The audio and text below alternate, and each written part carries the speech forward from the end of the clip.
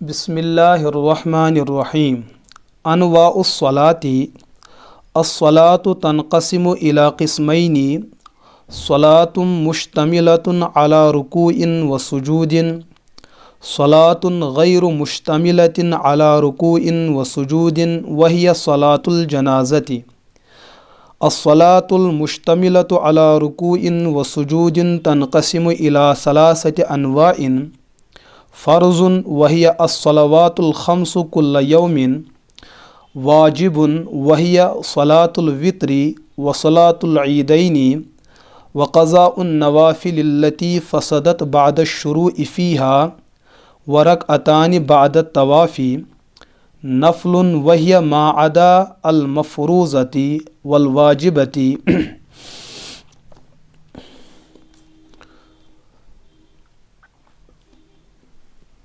فقہ المیسر کا جو دوسرا سبق چل رہا ہے کتاب الصلاح کا، وہ ہے انواع الصلاۃ، نماز کی قسمیں۔ کل کے سبق میں آپ نے پڑھا تھا کہ نماز نام ہیں کچھ اقوال کا، کچھ افعال کا، جس میں پہلے تکبیر تحریمہ ہوتا ہے اور آخر میں سلام ہوتی ہیں، اور ان دو چیزوں کے درمیان قیام ہوتا ہے، قرات ہوتی ہے، رکوع ہوتا ہے، سجدہ ہوتا ہے، قعدہ اخیرہ ہوتا ہے، دیگر اعمال ہوتے ہیں، یا تکبیر تحریمہ سے پہلے وضو، طہارت اور صفائی ہوتی ہے۔ ان تمام چیزوں کے مجموعے کا نام ہے نماز۔ تو اللہ نے امت محمد صلی اللہ علیہ وسلم پر کچھ نمازیں فرض کی ہیں، اور کچھ نمازیں واجب ہیں، اور کچھ نمازیں نوافل ہیں۔ پہلے یہ سمجھ لیجئے کہ فرض کس نماز کا نام ہے، واجب کس نماز کا نام ہے، اور نفل کس نماز کا نام ہے۔ ایک ہے جو عالمانہ اسلوب اور ایک ہے عوامی اسلوب۔ چونکہ آپ علماء بننے جا رہے ہیں، آپ کے لیے اسلوب الگ ہیں، پھر آپ نے کل عوام کو سمجھانا ہے تو ان کے لیے سمجھانے کا اسلوب الگ ہے۔ جب ہم کہیں گے علم کی زبان میں فرض کس کو کہتے ہیں؟ علم کی زبان میں فرض اس عمل اور عبادت کا نام ہے جس عبادت کو ہر حال میں انجام دینا ضروری ہوا کرتا ہے۔ کسی بھی صورت میں اس عمل کو چھوڑا نہیں جا سکتا ہے، کسی بھی صورت میں اس عمل کو نظر انداز نہیں کیا جا سکتا ہے۔ اگر کبھی کبھار کسی غلطی اور خطا کی وجہ سے وہ عمل متاثر ہوئی اور نظر انداز ہوئی تو دیگر موقع کے فراہم ہونے کی وجہ سے اس عمل کو اس دوسرے وقت کے اندر بھی ادا کرنا اور اس کو قضا کرنا لازم اور ضروری ہے، معافی کی گنجائش بالکل بھی نہیں ہے۔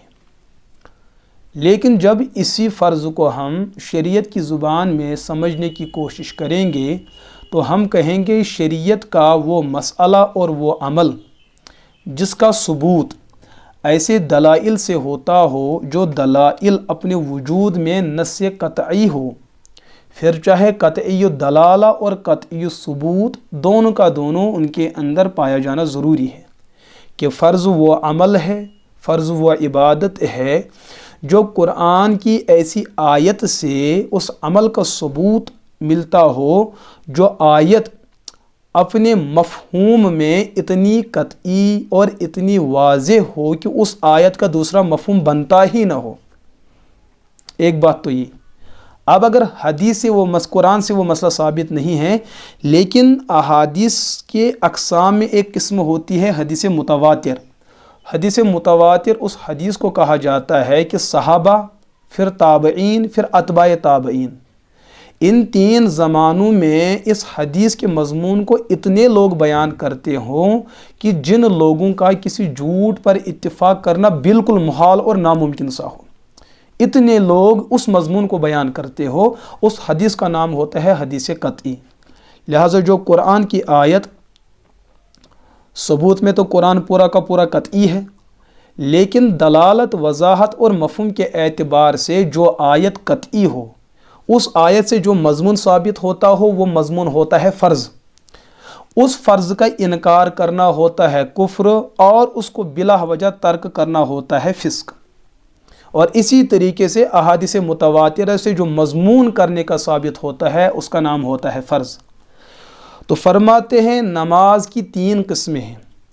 پہلی قسم نماز کی فرض ہے، تو اس کا مطلب نماز کی جو پہلی قسم فرض ہے، جیسے وہ دن کی 5 نمازیں، صبح نماز فجر کی 2 رکعات، ظہر میں نماز ظہر کی 4 رکعات جن کو بالجماعہ ادا کیا جاتا ہے، اور عصر کی 4 رکعات جن کو جماعت کے ساتھ ادا کیا جاتا ہے، مغرب کی 3 رکعات جن کو جماعت کے ساتھ ادا کیا جاتا ہے، اور عشاء کی 4 رکعات جن کو جماعت کے ساتھ ادا کیا جاتا ہے۔ یہ 5 نمازیں، صبح 2 رکعات، ظہر میں 4 6 رکعات، عصر میں 4 ہو گئے 10، اور عشاء میں 4 14، اور مغرب میں 3 17 رکعات، یہ فرض ہے۔ ان کے بارے میں دل میں عقیدہ رکھنا ہے کہ یہ فرض ہے۔ ان 17 رکعات کا ثبوت قرآن کے نص قطعی سے اور احادیث متواترہ سے ہوتا ہے، اور ان کی فرضیت پر امت کا اجماع بھی ہے۔ جب ان 17 رکعات کی فرضیت پر اجماع امت بھی ہے اور احادیث متواترہ بھی ہے، قرآن کے نصوص اور آیات بھی ان پر دلیل ہے، تو ان 17 رکعات میں کسی ایک رکعت کا انکار کرنا کفر ہے، اور 17 رکعات میں کسی اور رکعت کا اضافہ کرنا فرضیت کے عقیدے کے ساتھ تو وہ بھی کفر ہے، لہٰذا یہ فرض ہوتا ہے۔ اس کے علاوہ نماز کی دوسری قسم ہے واجب۔ واجب کا عمل بھی فرض کے قریب ہوتا ہے اور سنت سے اونچا اور فرض سے نیچے۔ واجب کا عمل جو ہوتا ہے یہ بھی عملانہ اس پر عمل کرنا لازم اور ضروری ہوا کرتا ہے، لیکن فرض کا عمل جو کرنے کا ہوتا ہے اس کے لیے قرآن کی وہ آیت کافی ہے جس آیت کا مفہوم قطعی تو نہ ہو لیکن قطعی کے قریب ہو۔ اسی طریقے سے احادیث کی ایک دوسری قسم ہوتی ہے احادیث مشہورہ، حدیث مشہور، جو حدیث متواتر سے نیچے اور خبر واحد سے اوپر۔ ان قسم کی احادیث سے جو مضمون ثابت ہوتا ہے کرنے کا، اس مضمون کو واجب کہتے ہیں۔ واجب کو بھی ہر حال میں ادا کیا جانا ہوتا ہے، اگر کبھی چھوٹ جائے اس کی قضا لازم ہے۔ جیسے جو ہے نماز وتر ہے 3 رکعات، جمہور کے نزدیک 3 رکعات واجب ہیں۔ اگر کبھی انسان سے نماز عشاء قضا ہو جائے تو بعد وقت کے ملنے پر نماز عشاء کی 4 رکعات فرض اور 3 رکعات وتر کی قضا لازم اور ضروری ہے۔ اور نماز کی تیسری قسم ہے نفل۔ واجب کو بھی بہرحال ادا کرنا لازم اور ضروری ہے، ایسا نہیں کہ کرے تو ٹھیک نہ کرے تو تب بھی ٹھیک، ایسا نہیں۔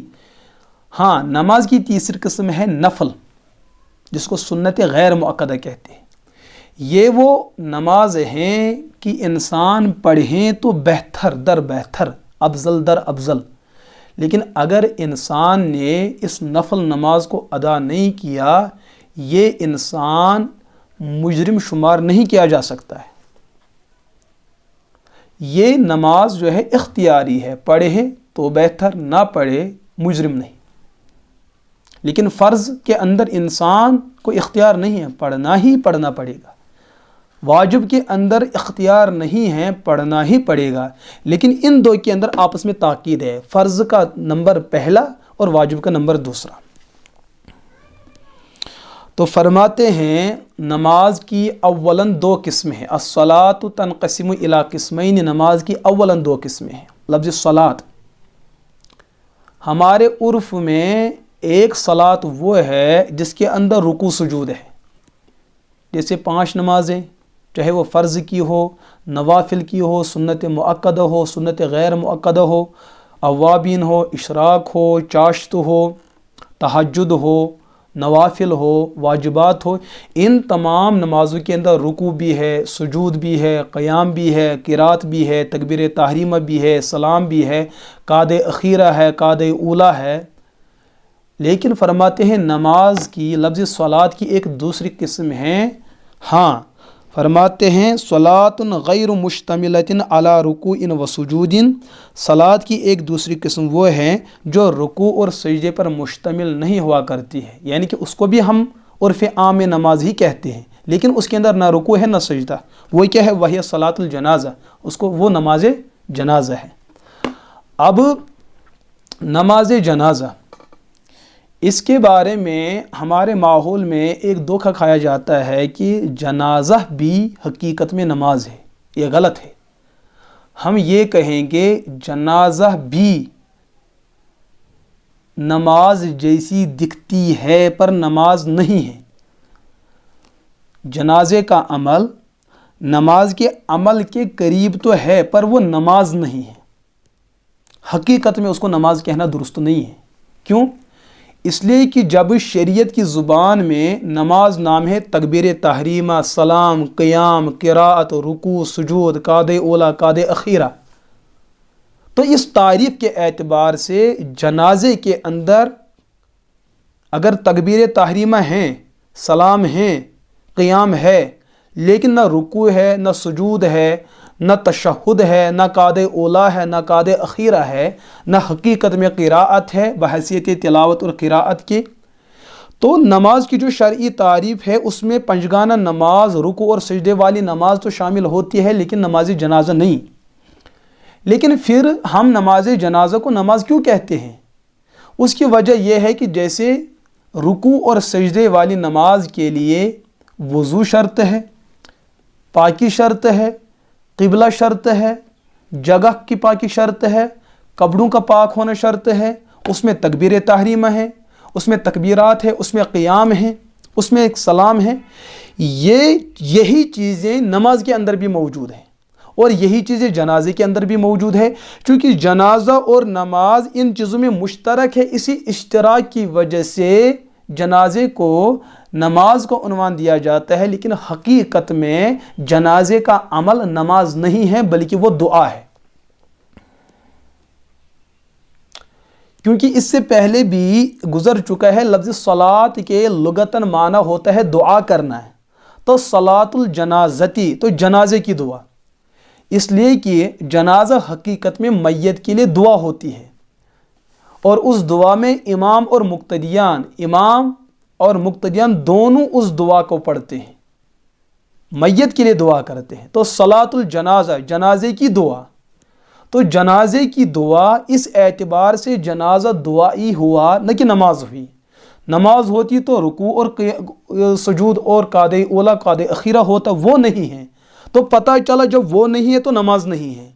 लेकिन इसको हम नमाज से अलग भी नहीं कर सकते हैं, क्योंकि इसके अंदर वही आमाल वही अरकान मौजूद है मिन वजहन जो आमाल और अरकान हकीकी नमाज के अंदर मौजूद है। तो इस इश्तराक की वजह से जनाजे को भी नमाज कहा गया, लेकिन हकीकत में वो नमाज नहीं है। हाँ, हकीकत में वो दुआ है और उर्फ़न हम उसको नमाज ही कहते हैं।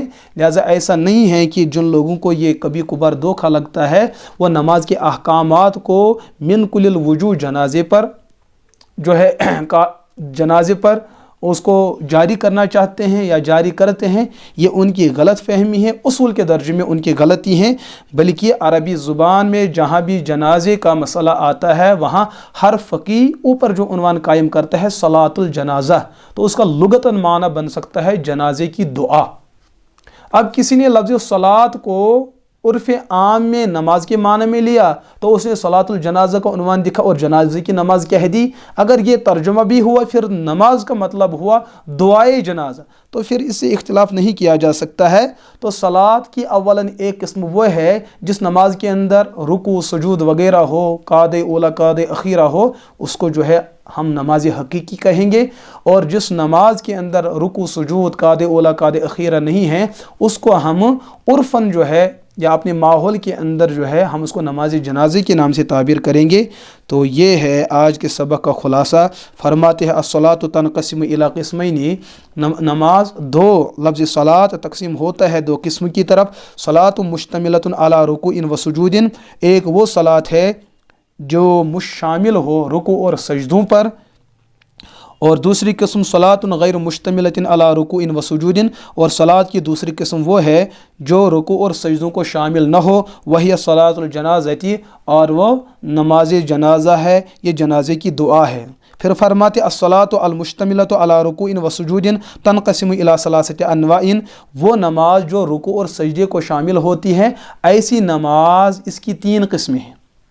ایک تو ہے فرض، وہی الصلوات الخمس کل یوم، وہ دن کی 5 نمازیں ہیں 17 رکعات۔ وہ واجب، دوسری قسم نماز کی رکوع اور سجود والی نماز واجب ہے۔ واجب کون سی نماز؟ وہی صلاۃ الوتر، نماز وطر جو ہے واجب نماز ہے۔ صلاۃ العیدین، چھوٹی عید ہو یا بقرہ عید، نماز عید الفطر ہو یا نماز عید الاضحیٰ، دونوں کی دونوں نمازیں واجبات میں سے ہیں۔ وقضاء النوافل التي فسدت بعد الشروع فيها، اور فرماتے وہ نفل نمازیں جن نوافل کو پڑھا گیا لیکن پڑھنے والے ان کو توڑ دیا، تو اس توڑنے کی وجہ سے اب یہ نفل نماز واجب ہو جاتی ہے، اس کی قضا کرنا، اس کو پھر مکمل کرنا، دوبارہ پڑھنا یہ واجب ہوتا ہے۔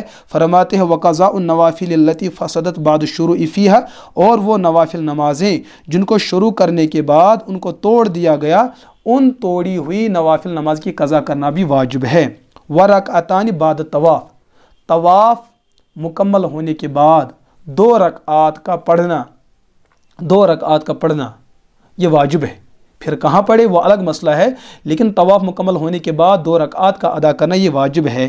اور نفل، تیسری قسم نماز کی وہ نفل ہے، وہی ما عدا المفروض والواجب، واجب نمازوں کے علاوہ اور فرض نمازوں کے علاوہ جو بھی نماز ہے ان کو نفل کہتے ہیں، ان کو نفل۔ لیکن پھر نفل کی 2 قسمیں ہیں، ایک نفل مؤکد ہے اور ایک نفل غیر مؤکد ہے۔ نفل مؤکد ان نمازوں کو کہتے ہیں جن کو ہم عرف عام میں سنت مؤکدہ کہتے ہیں، جیسے صبح کی 2 رکعات سنت مؤکدہ، ظہر میں پہلے 4 رکعات سنت مؤکدہ ہے، پھر 4 امام کے ساتھ فرض، اس کے بعد 2 رکعات سنت مؤکدہ ہے۔ مغرب میں 3 رکعت فرض کی ادائیگی کے بعد جو 2 رکعت ادا کی جاتی ہے وہ سنت مؤکدہ ہے۔ عشاء میں 4 رکعت جماعت کے بعد جو 2 رکعت وتر سے پہلے پڑھی جاتی ہے وہ سنت مؤکدہ ہے۔ اسی طریقے سے جمعے کے دن فرض جمعہ سے پہلے 4 رکعات کا ادا کرنا اور فرض جمعے کے بعد 4 رکعت کا ادا کرنا سنت مؤکدہ ہے۔ تو یہ نماز جو ہے نفل مؤکدہ ہے، لیکن ان کے بارے میں حکم یہ ہے کہ ان کو نفل کیوں کہا گیا؟ کبھی ان کے چھوڑنے میں انسان کو گنجائش دی جاتی ہے، گنجائش اس معنی کر کہ انسان سفر میں ہے تو سنتوں کے پڑھنے اور نہ پڑھنے میں اختیار ہے، تو نفل جیسا ہوا۔ اسی طریقے سے کبھی ایسا ہوتا ہے کہ انسان نے کوئی فرض نماز اپنے وقت کے اندر ادا نہیں کی اور اس نماز کو قضا کرنا پڑا، جس وقت وہ قضا کر رہا ہے وہ اس نماز کا اپنا وقت نہیں ہے، تو اس دوسرے وقت کے اندر جو یہ قضا کر رہا ہے اس کے اندر فرض ہی کو ادا کرنا ہے اور واجب کی قضا کرنی ہے، سنت کی قضا نہیں کرنی ہے۔ ان تمہیدات کی وجہ سے، ان امور کے پیش نظر سنت مؤکدہ بھی نفل کی ایک قسم ہے، لیکن ان میں تاکید ہے۔ اور اس کے علاوہ جو دوسری نمازیں ہیں، جیسے ہم تحیۃ المسجد پڑھتے ہیں، تحیۃ الوضو پڑھتے ہیں، اور عصر کی 4 فرض پڑھنے سے پہلے 4 رکعت پڑھتے ہیں، عشاء کی جماعت سے پہلے 4 رکعت پڑھتے ہیں، اور اسی طریقے سے مغرب کے فرض ادا کرنے کے بعد جو اوابین کی نمازیں پڑھی جاتی ہے، یا اسی طریقے سے چاشت ہو، اشراق ہو، تہجد ہو، یہ نفل ہے، نفل غیر مؤکدہ۔ تو فرماتے ہیں نفل جو فرائض اور واجبات کے علاوہ نمازیں ہوا کرتی ہے وہ نفل میں شامل ہے۔ اللہ ہمیں اس کتاب کو سمجھنے کی توفیق عطا فرمائے اور اس پر عمل کرنے کی توفیق عطا فرمائے۔